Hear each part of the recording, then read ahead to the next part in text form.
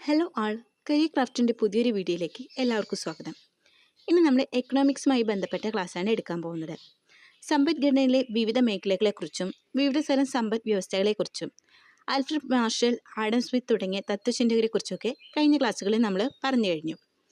സാമ്പത്തിക ശാസ്ത്രവുമായി ബന്ധപ്പെട്ട് നമ്മൾ ചെയ്ത മുഴുവൻ ക്ലാസ്സുകൾ അടങ്ങിയ പ്ലേലിസ്റ്റിൻ്റെ ലിങ്ക് ഞാനിവിടെ ഡിസ്ക്രിപ്ഷൻ ബോക്സിൽ ചേർക്കാം. എല്ലാവരും അതുകൂടി ഒന്ന് കാണാൻ ശ്രമിക്കാം. ഏതൊരു PSC പരീക്ഷയ്ക്കും യൂസ്ഫുള്ളായ ക്ലാസ്സുകളാണത്. അപ്പോൾ ചാനൽ ആദ്യമായിട്ട് കാണുന്നവരുണ്ടെങ്കിൽ സബ്സ്ക്രൈബ് ചെയ്യാൻ മറക്കരുത്. ക്ലാസ് ഇഷ്ടമായാൽ ലൈക്ക് ചെയ്യുക, മാക്സിമം ഷെയർ ചെയ്യുക. കഴിഞ്ഞ ക്ലാസ്സിൽ നമ്മൾ പാശ്ചാത്യ സാമ്പത്തിക ശാസ്ത്ര ചിന്തകരെക്കുറിച്ച് പറഞ്ഞിട്ടുണ്ടായിരുന്നു. Adam Smith, Alfred Marshall, Karl Marx എന്നിവരെക്കുറിച്ചൊക്കെ.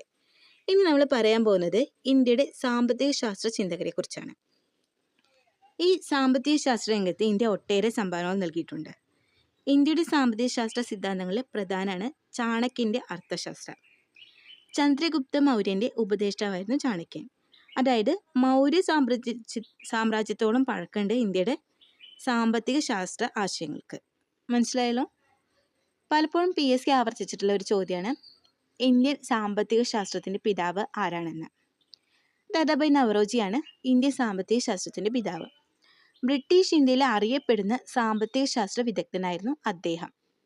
Indian political സയൻസിൻ്റെ പിതാവെന്നും ഇന്ത്യയുടെ വന്ധ്യവയോധികൻ എന്നൊക്കെ ഇദ്ദേഹം അറിയപ്പെടാറുണ്ട്. ഇന്ത്യൻ വന്ധ്യവയോധികൻ ആര് എന്നൊക്കെ PSC ഒരുപാട് തവണ ചോദിച്ചിട്ടുണ്ട്. ദാദാഭായ് നവറോജിയാണ് ഉത്തരം, അത് മറന്നു പോകരുത്.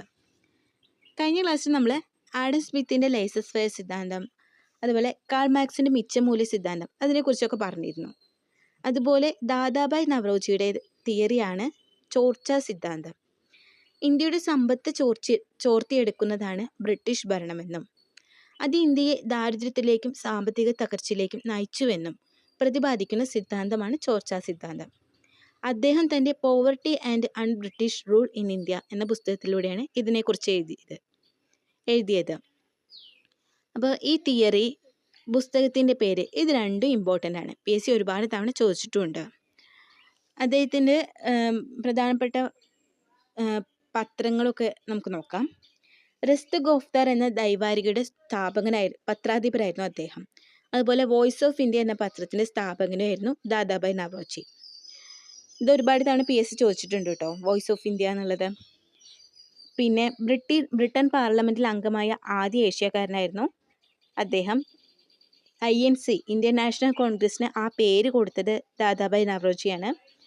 ബ്രിട്ടൻ അദ്ദേഹത്തിൻ്റെ പേരിൽ ഒരു പുരസ്കാരം തന്നെ ഏർപ്പെടുത്തിയിട്ടുണ്ടായിരുന്നു. ദാദാഭായ് നവറോജിയുടെ പേരിൽ പുരസ്കാരം ഏർപ്പെടുത്തിയ രാജ്യം ഏതാ? ബ്രിട്ടൻ. ഓക്കെ. അപ്പോൾ ഈ ചോർച്ച സിദ്ധാന്തത്തിൽ ഇന്ത്യൻ സമ്പത്തിൻ്റെ ചോർച്ചയ്ക്കുള്ള കാരണങ്ങളെക്കുറിച്ച് പറയുന്നുണ്ട്. SCERTയിൽ അത് ഡീറ്റെയിൽ ആയിട്ട് തന്നെ കൊടുത്തിട്ടുണ്ട്. ഇപ്പോൾ സ്റ്റേറ്റ്മെൻറ്റ് ക്വസ്റ്റ്യനൊക്കെ ചോദിക്കാറുള്ളതാണ്. അതുകൊണ്ട് അതിലെ ഓരോ സ്റ്റേറ്റ്മെൻറ്റും തന്നിട്ട് ചോർച്ച സിദ്ധാന്തവുമായി ബന്ധപ്പെട്ടത് ഏത്, അല്ലാത്ത ഏത് എന്നൊക്കെ ചോദിച്ചാൽ നമുക്ക് ആൻസർ ചെയ്യാൻ പറ്റണം. അതുകൊണ്ട് അതും കൂടി ഒന്ന് നോക്കി പോവാം. ഇന്ത്യയിൽ ജോലി ചെയ്തിരുന്ന ബ്രിട്ടീഷ് ഉദ്യോഗസ്ഥർക്ക് ഉയർന്ന ശമ്പളം നൽകൽ, ഇന്ത്യയിലെ അസംസ്കൃത വസ്തുക്കൾ തുച്ഛമായ വില നൽകി ശേഖരിച്ച് അതുകൊണ്ടുണ്ടാക്കിയ ഉൽപ്പന്നങ്ങൾ കൂടിയ വിലയ്ക്ക് ഇന്ത്യൻ കമ്പോളത്തിൽ തന്നെ വിറ്റഴിക്കൽ, ബ്രിട്ടൻ്റെ സാമ്രാജ്യത്വ വികസനത്തിനു വേണ്ടി ഇന്ത്യൻ സമ്പത്ത് കൊള്ളയടിക്കൽ, ഇന്ത്യൻ തൊഴിലാളികളെ അടിമകളെ പോലെ പണിയെടുപ്പിക്കുകയും കാർഷിക വ്യാവസായിക ഉൽപ്പന്നങ്ങൾ ബ്രിട്ടനിലേക്ക് കയറ്റി അയക്കുകയും ചെയ്യൽ. ഇതൊക്കെയാണ് ചോർച്ച സിദ്ധാന്തത്തിൽ പറയുന്ന കാര്യങ്ങൾ. ഇന്ത്യൻ സമ്പത്തിൻ്റെ ചോർച്ചയ്ക്ക് ഇവയൊക്കെയാണ് കാരണങ്ങളായതെന്നാണ് അദ്ദേഹം പറയുന്നത്. ഇപ്പോൾ പോയിന്റ്സ് ഒക്കെ ക്ലിയർ ആയെന്ന് വിചാരിക്കുന്നു. നമുക്ക് ബ്രിട്ടീഷ് ചൂഷണത്തെ പറ്റി പഠനം നടത്തിയ മറ്റൊരു സാമ്പത്തിക ശാസ്ത്രജ്ഞനായിരുന്നു രമേശ് ചന്ദ്ര ദത്ത്.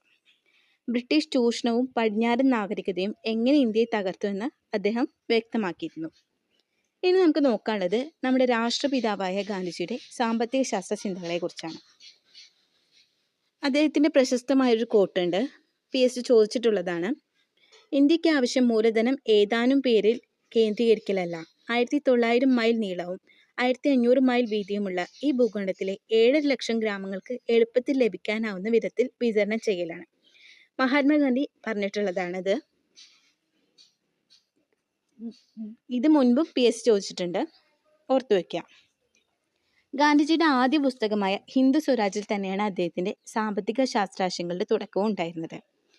സാമ്പത്തിക രംഗത്തെ പുതിയ ചിന്തയായ ഗ്രാമീണ സമ്പദ് വ്യവസ്ഥയ്ക്കും ധാർമ്മിക മൂല്യങ്ങൾക്കും പ്രാധാന്യം നൽകിയ മഹാത്മാഗാന്ധിയുടെ ആശയം അറിയപ്പെടുന്നത് ട്രസ്റ്റിഷിപ്പ് എന്ന പേരിലാണ്.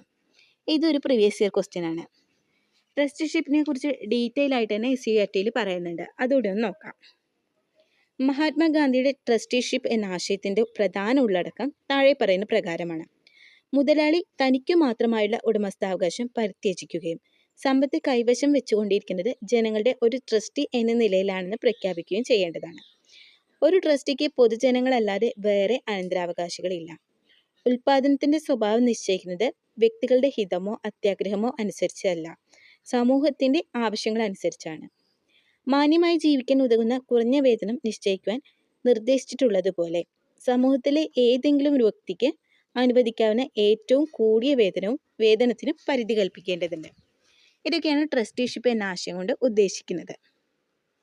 ചുരുക്കി പറഞ്ഞാൽ ഗാന്ധിജിയുടെ സാമ്പത്തിക ശാസ്ത്ര ചിന്തകളായിരുന്നു കാർഷിക ഗ്രാമീണ വ്യവസ്ഥയ്ക്ക് പ്രാധാന്യം കൊടുക്കുക, കുടിൽ ചെറുകിട വ്യവസായങ്ങൾക്ക് പരിഗണന നൽകുക, സമത്വത്തിൽ അടിയുറച്ച സമ്പദ് വ്യവസ്ഥയുടെ രൂപീകരണം, സ്വയം പര്യാപ്തവും സ്വാശ്രയവുമായ പ്രാദേശിക സമ്പദ് വ്യവസ്ഥ തുടങ്ങിയവയൊക്കെ. ഗാന്ധിജിയുടെ ഇതേ ആശയം പിന്തുടർന്നവരാണ് JC കുമരപ്പ, ധരംപാൽ, ശ്രീമൻ നാരായൺ അഗർവാൾ ഒക്കെ. അവർ പറഞ്ഞത് എന്താ വെച്ചാൽ കാർഷിക മേഖലയ്ക്കും ചെറുകിട വ്യവസായങ്ങൾക്കും മുൻഗണന നൽകുന്ന വികാസമാണ് സ്വതന്ത്ര ഇന്ത്യ സ്വീകരിക്കേണ്ടതെന്നാണ് അവർ അഭിപ്രായപ്പെട്ടത്. ഈ ശ്രീമൻ നാരായൺ അഗർവാൾ ആയിരുന്നു 1944 ഗാന്ധിയൻ പ്ലാൻ ആവിഷ്കരിച്ചത്. പ്രീവിയസ് ഇയർ ക്വസ്റ്റ്യൻ കൂടിയാണ്. 1944 ഗാന്ധിയൻ പ്ലാൻ ആവിഷ്കരിച്ചത് ശ്രീമൻ നാരായൺ അഗർവാൾ ആയിരുന്നു. അടുത്ത് നമുക്ക് നോക്കാനുള്ളത് അമർത്യ സെന്നിനെ കുറിച്ചാണ്. 1998 നോബൽ സമ്മാനം ലഭിച്ച ഇന്ത്യൻ സാമ്പത്തിക ശാസ്ത്രജ്ഞനാണ് അമർത്യ സെൻ. സാമ്പത്തിക നോബൽ ലഭിക്കുന്ന ആദ്യ ഇന്ത്യക്കാരനായിരുന്നു അദ്ദേഹം. ദാരിദ്ര്യരേഖ നിർണ്ണയിക്കുന്നതിലെ അപാകത ചൂണ്ടിക്കാട്ടിയത് ഇദ്ദേഹമായിരുന്നു. ദാരിദ്ര്യം, അസമത്വം, ക്ഷാമം എന്നിവയ്ക്കായിരുന്നു അമർത്യ സെൻ തൻ്റെ പഠനത്തിൽ പ്രാധാന്യം കൊടുത്തത്. അതുപോലെ മനുഷ്യക്ഷേമം, സാമ്പത്തിക സമത്വം, വികസനം ഇതൊക്കെയായിരുന്നു അദ്ദേഹത്തിൻ്റെ രചനകളുടെ പ്രതിപാദന വിഷയം. ഓക്കെ, അപ്പോൾ ഇന്ത്യയുടെ സാമ്പത്തിക ശാസ്ത്ര രംഗത്ത് പ്രധാന സംഭാവനകൾ നൽകിയ സാമ്പത്തിക ചിന്തകരെ കുറിച്ചൊക്കെ നമ്മൾ പറഞ്ഞു. ദാദാബായിയുടെ ചോർച്ചാ സിദ്ധാന്തവും ഗാന്ധിജിയുടെ ആശയങ്ങളൊക്കെ വളരെ ഇമ്പോർട്ടൻ്റ് ആണ്. തൽക്കാലം ഇന്നത്തേക്ക് ഈ സെഷൻ നമുക്ക് വൈൻഡപ്പ് ചെയ്യാം. അടുത്ത ക്ലാസ്സിൽ ഇന്ത്യൻ സാമ്പത്തിക രംഗവുമായി ബന്ധപ്പെട്ട കൂടുതൽ കാര്യങ്ങൾ ഡിസ്കസ് ചെയ്യാം. താങ്ക്